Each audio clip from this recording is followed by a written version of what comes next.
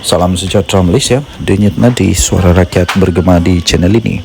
Terima kasih kerana terus bersama-sama di dalam channel ini untuk mendapatkan berita terbaru setiap hari.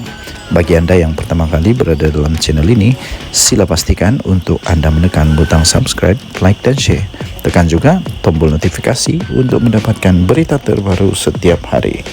Denyut nadi suara rakyat bergema di channel ini, berita bermula sebentar lagi.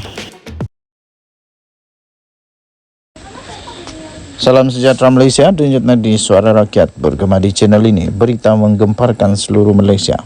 Nick Elin dakwa telah terima ugutan bunuh. Diterbitkan 11 Februari 2024, malaysiakini.com. Peguam Nick Elin Zurina Nick Abdul Rashid membuat 3 laporan polis selepas beliau mendakwa beliau telah menerima beberapa ugutan bunuh susulan daripada tindakannya yang telah mencabar enactment syariah Kelantan. Nick Elin memberitahu NST bahawa banyak ugutan yang diterima termasuk ugutan untuk menyembelihnya selain serangan di internet. Kata beliau dalam kenyataan itu, saya sudah tidak dapat mengira berapa banyak ugutan yang dilakukan kerana individu-individu ini tidak faham, katanya. Tambahnya lagi, kalaulah mereka meluangkan masa untuk membaca dan memahami undang-undang dan sebab di sebalik cabaran itu, mereka akan faham, katanya. Tambahnya lagi, apa yang mereka lakukan hanyalah mengikut arahan pemimpin politik mereka secara membabi buta dan membuta tuli, katanya. Nick Elin berkata Islam adalah agama yang menganjurkan keamanan. Namun hal ini berbeza dengan tindakan ahli politik yang disifatkannya sebagai terdesak dan pengikut-pengikut mereka. Tambahnya, ada juga cubaan untuk mengheret Datuk Seri Anwar Ibrahim, Perdana Menteri Malaysia, di dalam isu itu, walaupun ia tiada kena-mengena dengan Perdana Menteri atau mana-mana parti politik. Baru-baru ini, 9 hakim Mahkamah Persekutuan dalam keputusan majoriti 8-1 telah membenarkan petisyen Nick Elin dan anak perempuannya Tengku Yasmin Natasha Tengku Abdul Rahman bagi membatalkan 18 peruntukan di dalam enactment Kanun Jenayah Syariah _1 Kelantan.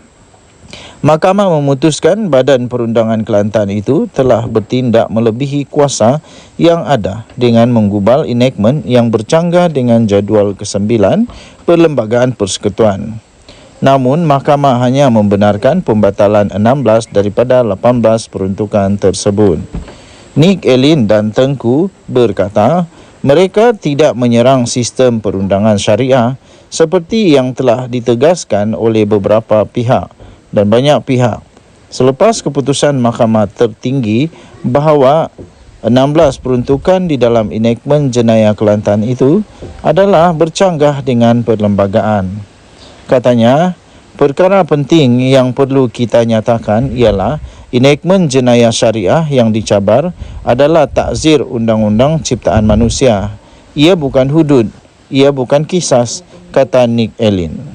Denyut nadi suara rakyat bergema di channel ini. Jangan lupa tekan butang subscribe, like dan share. Malaysia kita punya, cintai Malaysiaku, kita jaga kita. Kita jumpa lagi, bye-bye. Salam sejahtera Malaysia, denyut nadi suara rakyat bergema di channel ini.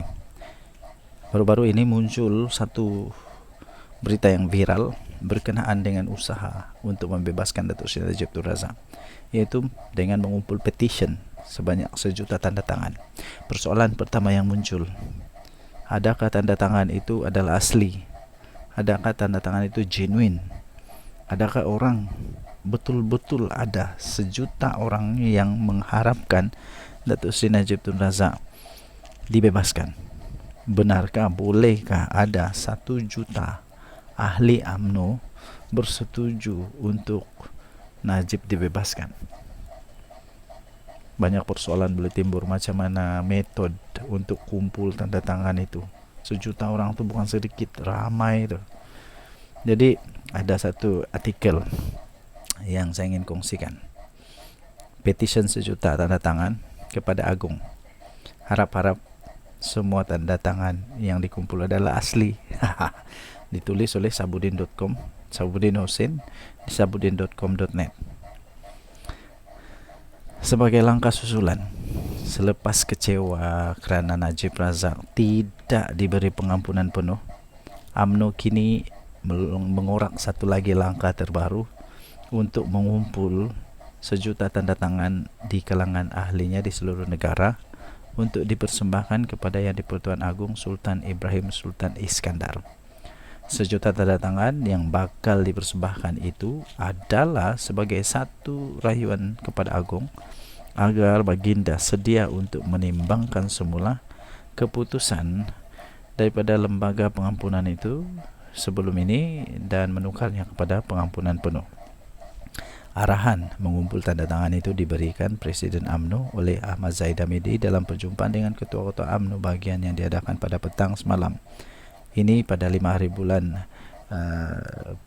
Februari punya artikel. Bermula hari ini, semua bahagian UMNO difahamkan sudah mula mengedarkan borang kepada ketua-ketua cawangan untuk mereka mengutip tanda tangan daripada ahli di cawangan masing-masing. Borang yang sudah ditandatangan itu dikatakan dikehendaki dikembalikan semula kepada semua pejabat UMNO bahagian sebelum 4.30 petang 8 Februari, yaitu hari ini. Sudah cukup dengar kata agak sukar. Bermakna usaha untuk mengumpul 1 juta tanda tangan itu hanya diberi tempoh masa selama 4 hari saja. Macam mana mau kumpul 1 juta tanda tangan 4 hari? Bolehkah dapat 1 juta tu? Harapnya jika benar berjadi kumpul 1 juta tanda tangan nanti, tanda tangan yang dikumpul dan bakal dipersembahkan kepada Agong itu adalah tanda tangan asli daripada nama-nama yang disenaraikan itu. Janganlah pula nama ahli saja yang disenaraikan, tapi mereka yang berkenan tidak pernah pun menurunkan tanda tangan.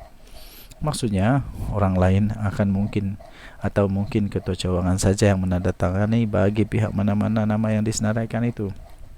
Jangan begitu ya, sebab semua tanda tangan itu hendaklah dipersembahkan kepada Agong. Ketua negara yang kita semua wajib setia, tidak boleh derhaka dan tidak boleh berbuat dusta. Persoalan lain, wajarkah pengumpulan tanda tangan ini dilakukan? Apa dia punya implikasi, apa kelebihan dia? Sebagai parti yang berada dalam kerajaan, kenapa UMNO bertindak seolah-olah mereka ini pembangkang? Kerana menghantar petition dalam bentuk 1 juta tanda tangan yang lebih berupa desakan daripada luar kerajaan kepada Agong. Patutkah parti dalam kerajaan berbuat demikian? Selain itu, sebagaimana disebut oleh Perdana Menteri sendiri, keputusan lembaga pengampunan adalah muktamad dan tidak boleh dicabar di mana-mana mahkamah. Jadi jika sudah muktamad dan tidak boleh dicabar, berarti ia juga tidak boleh dirayu. Jadi apa gunanya semua ini? Lagi pula, kalau semua banduan yang dipenjarakan hendak dibebaskan dengan cara menghantar petition rayuan, dengan cara dapat mengumpulkan 1 juta ataupun sejumlah tanda tangan daripada penyokong-penyokong sendiri, lebih baik tutup saja semua penjara di negara ini, katanya. Nanti semua orang yang dalam penjara pun hendak buat petition rayuan juga, kata Sabudin Hussein. 5 Februari 2024. Ini betul-betul saya pun fikir kenapa perlu dilakukan. Apa dia punya implikasi kalau diorang buat? Apa faedah diorang boleh dapat? Yakin kan dapat pengampunan? Itu semualah. Okay, so Denyut Nadi Suara Rakyat bergema di channel ini. Jangan lupa tekan butang subscribe, like dan share. Bye-bye.